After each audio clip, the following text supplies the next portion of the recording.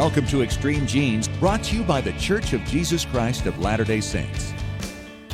This week on Extreme Genes Family History Radio, it's storytelling time. Hi, it's Fisher, and I'll be talking to my friend Amy Johnson Crow, a renowned genealogist out of Ohio, exchanging tales we've discovered from our families. Plus, we'll talk to an African-American woman whose family has discovered their original African going back over 300 years. You'll want to hear that story. Plus, CeCe Moore is on, talking about her ABC hit series, The Genetic Detective. It's a loaded show this week on Extreme Genes Family History Radio, brought to you by FamilySearch.org. Discover, gather, connect. A presentation of The Church of Jesus Christ of Latter-day Saints. Hello, Genies, and welcome to Extreme Genes, America's family history show, and ExtremeGenes.com. It is Fisher here, your radio root sleuth, on the program where we shake your family tree and watch the nuts fall out. Well, it's great to have you along. If you're new to the show, this is the program where we share with you techniques on how to find your ancestral stories, on how to trace back your lines wherever they may lead you. And today we're going to do something of a story fest. This is really kind of fun. We've got Amy Johnson Crow, the renowned genealogist out of Ohio, on the show today. She and I are going to exchange some of the more unique stories from our past with you. And then later in the show, we're going to talk to Linda Williams Bowie. She has a family line out of New Jersey that's fascinating because she had an early ancestor. She's traced her ancestry all the way back to the original African. He came over as a slave, was freed early, and then created quite a line of history all the way down to Linda. She's going to tell you the story and how it all came about. Plus, later in the show, CeCe Moore will be back. She's going to be talking about episode 2 of her brand new ABC TV series called The Genetic Detective. So you can look forward to that. And of course, David Allen Lambert is always here to help us out as we begin the show with Ask Us Anything. David's in Stoughton, Massachusetts in social isolation. How are you doing, my friend? I am always looking forward to talking to you. That way I'm not just talking to my ancestors. Oh, I understand. You want to be talking to anybody at this point, right? Well, it's great to have you, David. What have you been up to? Well, let's see. Last week I attended my first national conference virtually, and that was the NGS, the National Genealogical Society, was supposed to have their conference in Salt Lake City last week. However, it went virtual, and the first part of it were lectures by two people that we have often on the show, Blaine Bettinger and Judy Russell, and also two very well-known genealogists, Elizabeth Shown Mills and Tom Jones. And it was really good. They had a Q&A session after their lectures, and I thought it went pretty flawlessly. Wow, that's amazing. I think we're all going to have to get used to this concept for some time, unless they come up with that magic vaccine. But they're talking about maybe a dozen different possibilities that are in the line right now, and maybe we could have something, maybe by the end of the year, but we'll see what happens. What else you been doing? I've also been watching Grant on the History Channel, and that's on Ulysses S. Grant, our great 18th president, and, well, maybe not so great 18th president, but amazing general during the Civil War. And I actually got over 200 retweets on a post I did within like 12 hours and thousands of people commenting and liking it. So I was quite surprised. An interesting thing about Grant, he has a Mayflower line. He is a descendant of Richard Warren. So if any of your listeners out there have a Richard Warren line, you can call U.S. Grant your cousin. But I also debunked a story. In his own autobiography, he mentioned that his grandfather, after the battles of Lexington and Concord, served in a Connecticut company and was at the Battle of Bunker Hill. There's no record of his grandfather at Bunker Hill. In fact, he's in the Connecticut Continental Army in 1778 and 1779, but that's about it. Never even got a pension. So tall tales and stories. So cite your sources before you put it in a book. Isn't that interesting? And that was the book he wrote to actually support his family shortly before he died. That's very true. A 2-volume set, and it was published back in 1885, the year he had died. You know, it's interesting. Our first story for Family History Hour News is kind of Grant-related. It's Civil War-era ammunition. Now, maybe this was fired by one of the Union forces or one of the Confederates, but if you're going to find Civil War ammunition, don't recycle it. Right. Yeah, especially if it's still considered live. Now, I don't know all the details of the inside of a cannonball and how it could still be live. Must have had some black powder poured into it in some respect. But yeah, the state of Michigan had their bomb squad take care of the antique weapon. But this is not the first time. This apparently occurred early in November last year when a person fishing found a live World War I grenade in the Grand River. Oh, wow. Yeah, this happens more often than you know, and I guess things become unstable within these armaments, and that's what they worry about. They actually had to evacuate the area where the recycling was being done in Michigan, as if they don't have problems enough. I think it wasn't too long ago that we talked about a bomb found in the streets of London that had not detonated from the Blitz. Yeah, that's right. You are right. We did have that story. So make sure what you buy on eBay is not live ammunition. I am really excited that CeCe Moore has her own TV show. She's been a great friend of Extreme Genes for so long, and ABC premiered her show this past week, Genetic Detective. The work that she does is really, not few and far between. A recent news story from Cincinnati, Ohio, of the arrest of a 62-year-old man who has 11 counts of sexual assault because of DNA. One of his cousins had done a DNA test, and law enforcement matched him. Wow. That was the one they were waiting for. And that's the thing, even when you do your own genetic genealogy, that one match that you're looking for could come along years from now or next week or this afternoon. You just never know. It's very true. I really love the story on Extreme Genes. When did people start eating in restaurants? Yes, this is from history.com. I love it. Yeah, it's great. Of course, so many of us want to go back and eat in restaurants. We're doing so much takeout food. But when did it start? Well, a lot of people think it started in the 18th century in Paris, some Parisian cafe. 600 years before in China. The stories of Chinese having restaurants date back to the 12th century. In fact, the 1120s in one Chinese downtown resembled a 21st century city of a tourist district. So people would go there and sample all sorts of different delights, and they would sit down and eat it. It wasn't just take it away from a cart. That's about what I have for this week, but I'll be back for Ask Us Anything with you in just a few. All right, David, thank you so much. And boy, we got a loaded show today. We're doing a little story fest. Amy Johnson Crow is coming up next. We're going to exchange some really fun stories. Linda Williams Bowie later on in the show talking about her freed black ancestor. Yes, she has traced back to the original African. And CeCe Moore talking about her new show and the next episode in her season series on ABC. One of the great joys in this whole field is getting to know other genealogists and sharing stories with them. And that's why so many of them become podcasters as well. One of those people is my good friend Amy Johnson Crow. And Amy, it's great to have you back on the show. We got stories to share today. Well, hey, Scott, thanks for having me back on the show. I always enjoy talking with you. Off the air, we talk a lot, and we love to exchange little ditties that we've picked up along the way. And it's fun to instruct on how to find certain things for yourself, but it's also great to share the tales that we've got. And I know you've got a couple about your grandparents. Yeah. I think in every family, there's sort of the canon of family stories that no matter when you get together, it's holidays, birthdays, weddings, funerals, whatever, they're the same stories that keep getting repeated over and over. It's like it isn't an official family gathering until somebody tells this story. Right. Well, one of those in my family has to do with my grandma. Now, I have to preface this story with this is the woman who actually got me started in family history. She was the one who told me the family stories. She was the one who kept the family Bible. The woman labeled photographs. Oh, wow. Okay. Bless her. Yeah, I know, right? I mean, she was a saint. But she was a saint, but she was also a little geographically challenged. So we live in Ohio, actually, the middle part of Ohio, firmly, squarely right in the middle of Ohio. Well, my aunt and uncle were going to go to, I believe it was a bowling tournament in northern Kentucky. So Northern Kentucky. That's not that far. Now, wait a minute. I lived in Cincinnati at one time, and right. Cincinnati is right across the river from northern Kentucky. So Ohio and Kentucky are right next door. Right. In fact, the Cincinnati airport is in northern Kentucky. Yeah, that's right. Yeah, right. So that's all the further away that my aunt and uncle were going to go. Not very far.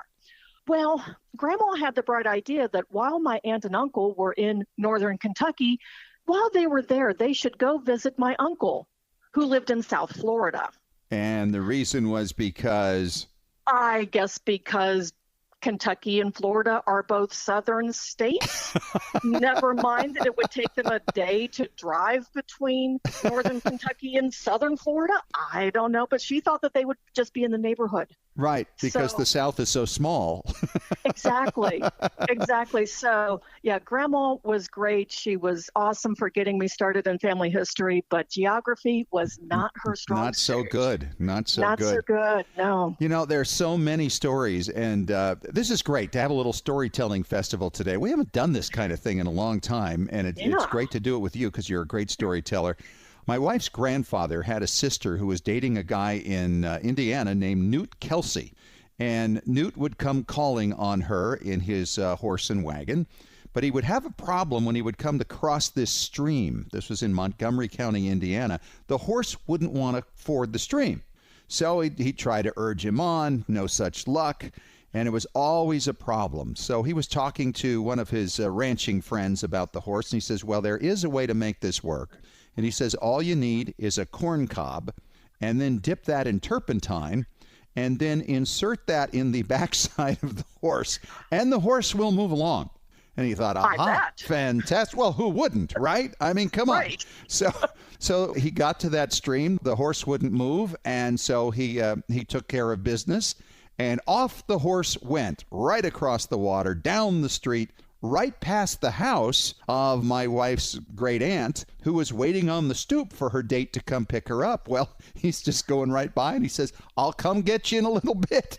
And the horse went around and around the village 4 times before it finally stopped, and he was able to pick her up and take her on the date. Okay. That's a picture in my mind. That is a picture. Not something that you easily put onto a family group sheet or an ancestor chart. But That's a great story. You can just put corn cob in parentheses next to the name. Yeah, exactly.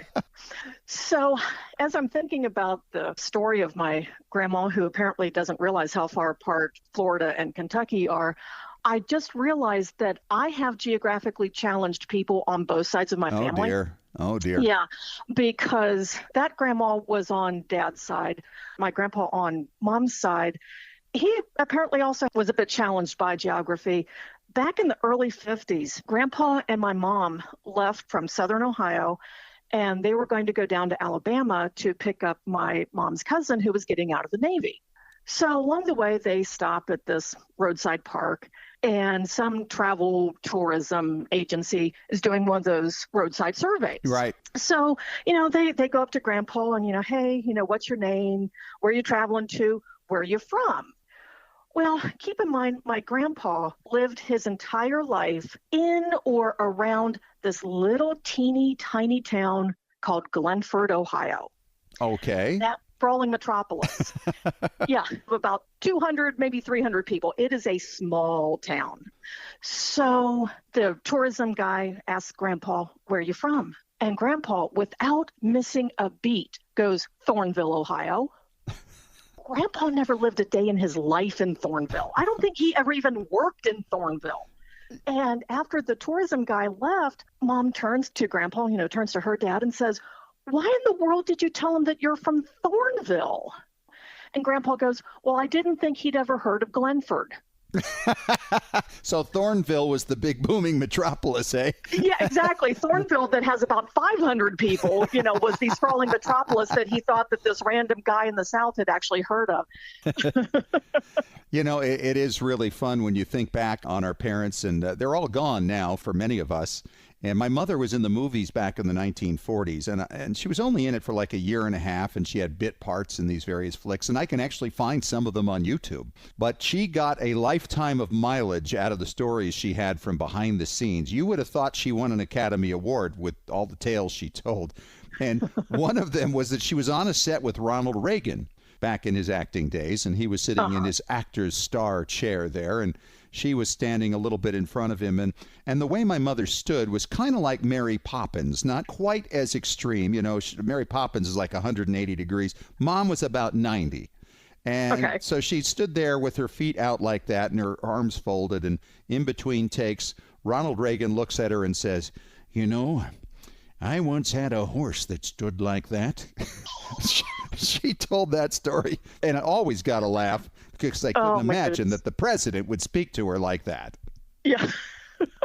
Isn't it amazing the stories that parents would come up with? Well, my dad, so thankful he's still with us and still tells stories. My dad has always been a bit of a practical joker. So before he retired, he had a service station for 50 some years. Well, back in the day when everybody used styrofoam coffee cups. Yes. Yeah, remember way back when? Yeah, like last week. Okay. Yeah. So his thing, when a new guy would start at the station, Dad would be working on a car, and he would turn to the new guy and say, hey, I need just a little bit of gasoline to help me work on this engine. And he would hand the guy a styrofoam coffee cup. Oh, boy. And say, hey, Zeke, go out to the pump there. I just need just about half a cup of gasoline. So the new guy, he'd take that styrofoam coffee cup. He'd go out to the pump. He'd hit the nozzle. And the gas didn't even slow down. As soon as it hit that styrofoam, it just disintegrated, just absolutely dissolved. So, yeah, that was Dad's initiation for all the new guys. It sounds like it. It's interesting that most of the funny stories are from very recent generations because they're kind of passed down through oral tradition. Mm-hmm. And the funny stories from further back are a lot harder to retrieve or even to have still in your family unless they were written down somewhere. But I found a newspaper account of my great-grandfather Fisher, and he was named one day as the president of a Veteran Firemen's Association in New York City. And he had replaced this one fellow who had been in office for some time. And the day after he was voted in, it was the day of the Fireman's Ball. This was in 1888, and I found this all in the newspaper, the full account of it. And so the night of the ball, everybody's having a grand old time, and the liquor is flowing, and finally at 3 a.m, the outgoing president was rather upset with my Andrew. First of all, Andrew was not his choice as the successor. Number 2, Andrew was on the floor committee to oversee the rules of how people will conduct themselves during the ball. And one of the rules was that you were not to wear a hat while dancing the quadrille. And so, wouldn't you know, the outgoing president's wife had been wearing this hat. And so Andrew stepped up to her and asked her to remove her hat in keeping with the rules of the dance to the quadrille. And he didn't realize that a hat pin went in a hat for a woman to keep it on her head. So he's trying to pull the hat off of her head.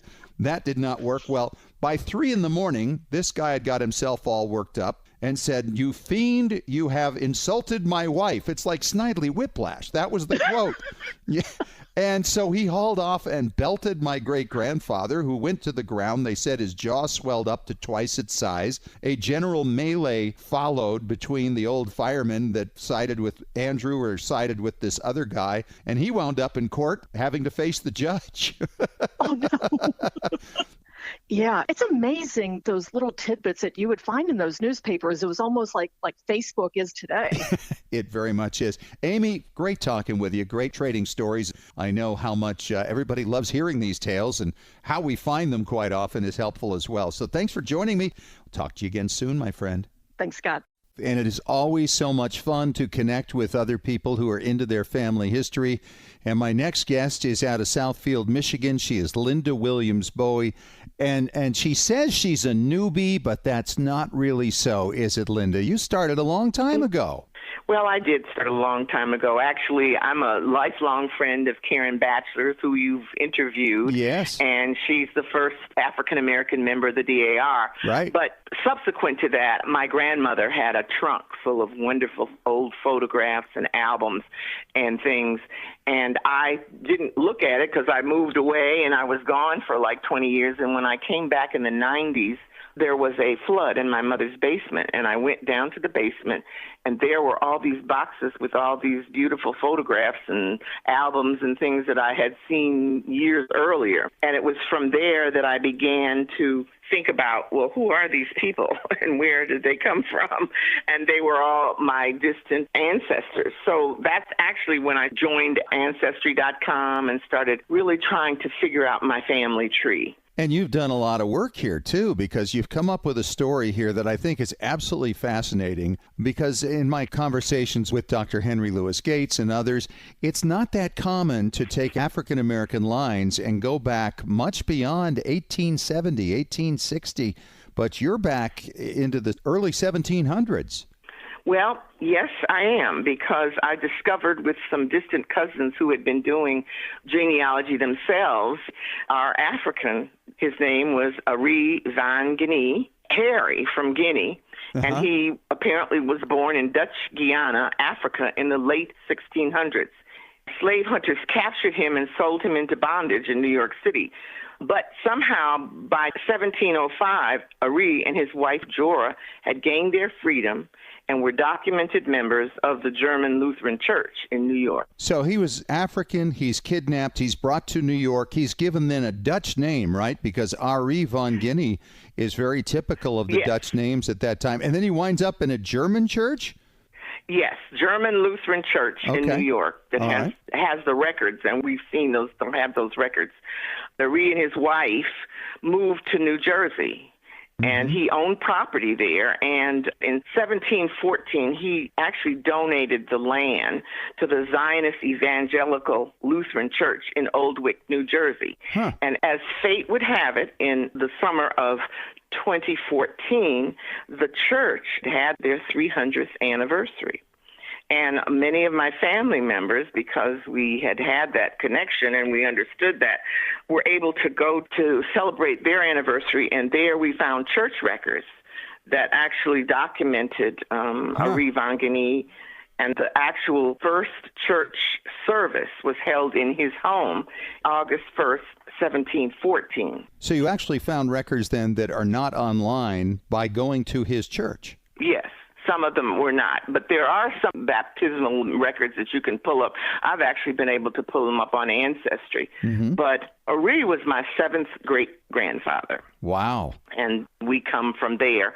Now, they stayed in Jersey.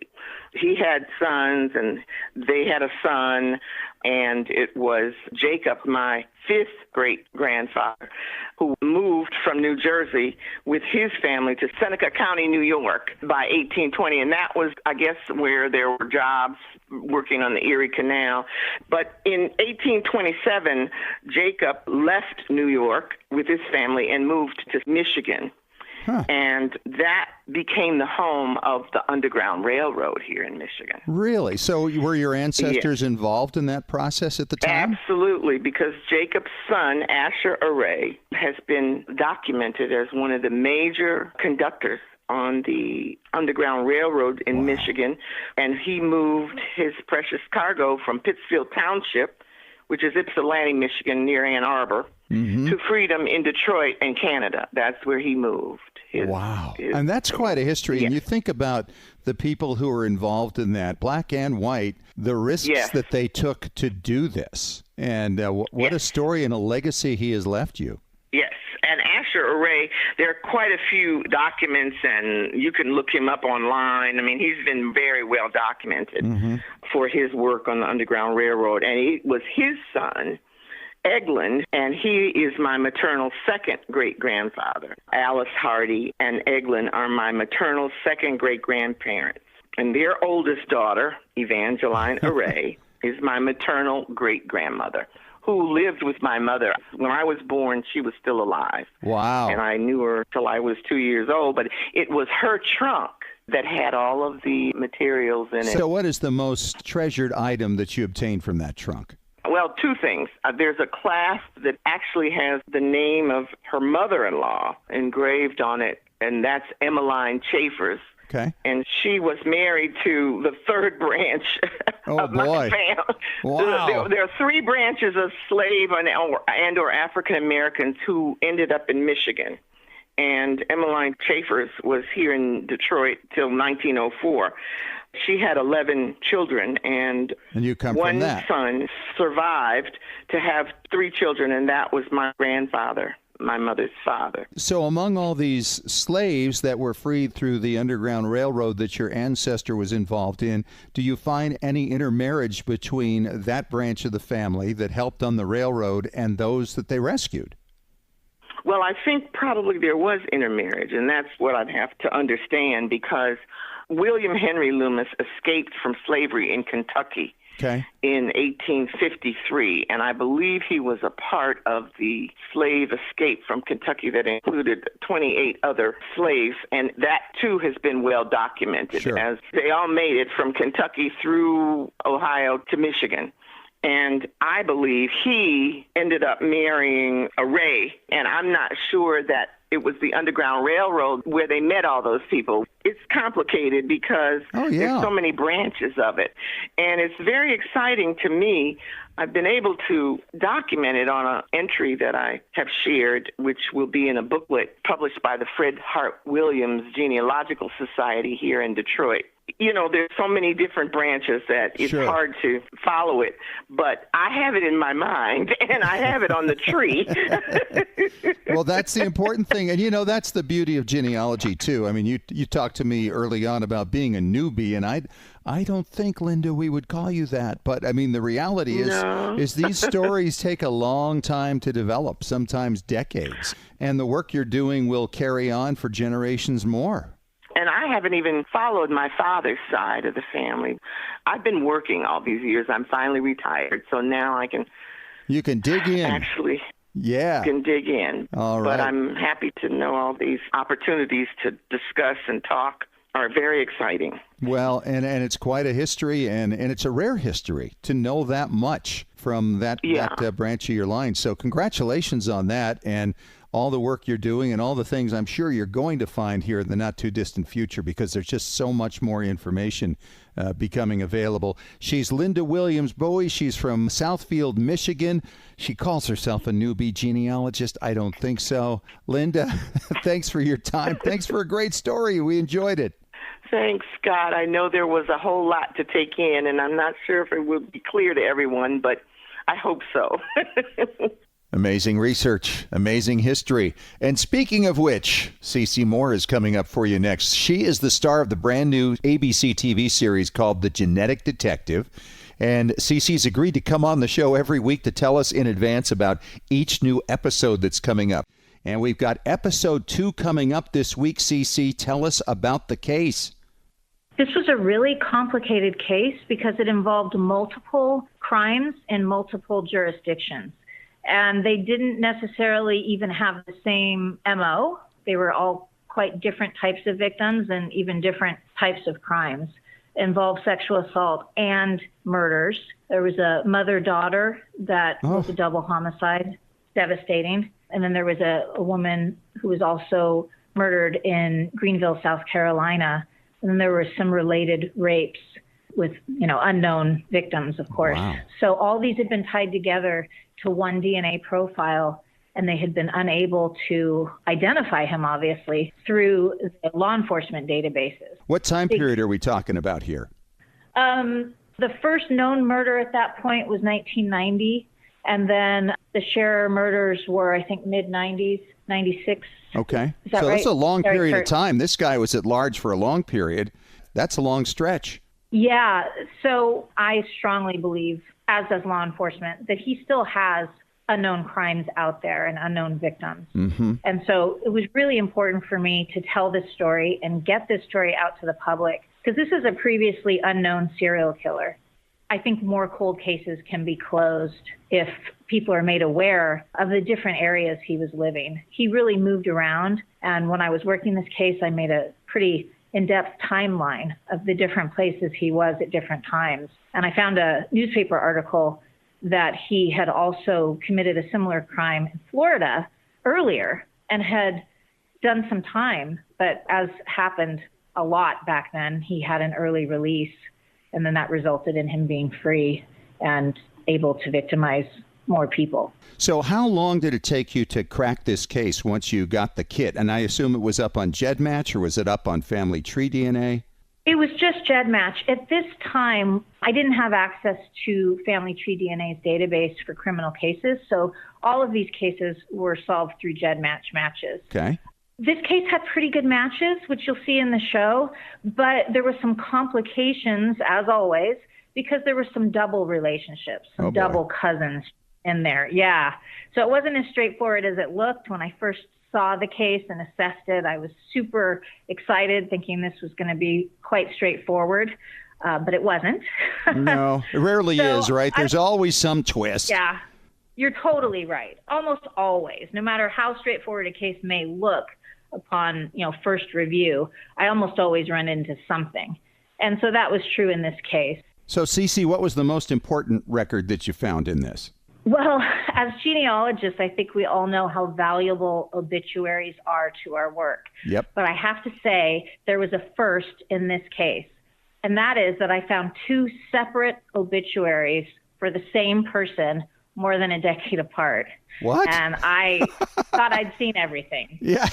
It appears he faked his death years earlier and then resurfaced. And that's another reason I think there could be additional crimes much earlier on. Wow. I have never run into that either. I've never even heard of anybody who's run into that. Isn't that crazy? I couldn't believe it. But that made me say, wait a minute. Ding, ding, ding. Something's wrong here. Yes, no kidding. She's Cece Moore. She is the star of the new ABC series, The Genetic Detective. You can watch it Tuesday night, 10 o'clock Eastern and Pacific, 9 o'clock Central and Mountain. Cece, we'll talk to you again next week about the next episode. Looking forward to it. Thanks so much for having me. Hope you enjoy the show. All right, back at it for our final segment this week on Extreme Genes, America's Family History Show. It is Fisher here, your radio root sleuth, back with David Allen Lambert in his post in Massachusetts, socially distancing at home as a good doobie would do. And it's time once again for Ask Us Anything. And David, we have an interesting question directed to you. It's from Tara in Huntsville, Alabama. And she writes, David, I heard you talk about visiting an ancestral home where your ancestor died in the hall. I remember that. Oh, yeah, my great-grandmother. Do you have any advice on how to approach homeowners to let us tour the house like that?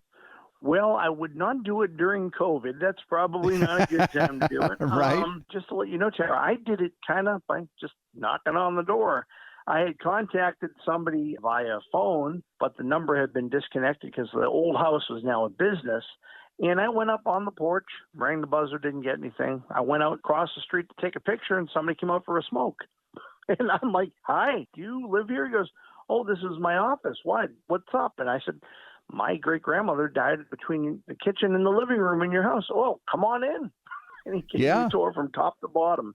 Yeah, I would say if you know the address, Tara, the best thing to do really is to drop them a letter and explain, maybe send them a copy of an obituary or some census that says that your family actually lived there and that you're doing genealogy, and maybe then do a follow-up with a phone call just so they know you're not just somebody stalking their property to break in. That's a good point. You can virtually, well, I wouldn't say stalk, lurk, if you will, at the property if it's on Zillow. I mean, my mother's house that she lived in the 1940s, I've only been on the outside, but I have interior pictures. But using Zillow, I was able to see the exact same rooms that we were in 75 years ago. That is absolutely true. In fact, I can see the house my dad grew up in the 1920s and 30s in New Jersey because it's been for sale a couple of times over the last decade. And those interior pictures and many exterior pictures are available there as well. I mean, think of it, Zillow for your family history research. It's a great way to go. And in fact, I'm in the middle of a move right now, and there are pictures of the interior of the house I'm moving into that are online as well. So it's actually helping me kind of plan out where I'm going to put what when I get down there. That's great. Yeah. Well, I wish you all the best with that. Changing from one place to another means you can normally have yard sales. Yeah, but not this time. It must be a little tough. Seriously, Tara, I would think you definitely don't want to miss that opportunity, because especially if the house still looks kind of the same as it did when your family lived there, you don't want to find out that somebody new bought it and has stripped everything back to the beams and has done it all into the 21st century, as happened to a house that my third great-grandfather died in 1853 in Boston. His house had a little bit of a fire. Well, I couldn't get the owners before the fire to let me in. And then the new one, well, I saw what was done to it, stripped right to the bricks, and there's nothing inside that resembles anything in 1853, just the exterior. That's painful. The house I grew up in, I've seen pictures of it from when it was for sale, and they've completely modernized the place. Everything is now white, including brick and wood, which really kind of surprised me, but nonetheless, it's a great way to do it. You can virtually tour your ancestors' homes using Zillow and other real estate sites. And, of course, Google Earth works well. You can plug in an address and go right to the street view and move that little yellow fella right onto the map, and there he is. I mean, sometimes the roads are pretty obscure and you don't get that view, but you can still zoom in and kind of get an aerial shot, if you will. And if that doesn't work, always buy a drone and stand on the street. No. Bad advice, David. Bad, David. Bad advice. All right, buddy. Thank you so much. And thank you also to you, Tara, for the question. And if you have a question for Ask Us Anything, you can always email us at askusanything@extremegenes.com. Thanks so much, David. Talk to you next week. Always a pleasure. And that's our show for this week. Thank you so much for joining us. Hey, I'm Fish. I'll see you again next week. And remember, as far as everyone knows, we're a nice, normal family. This has been Extreme Genes. Share your family story by going to FamilySearch.org.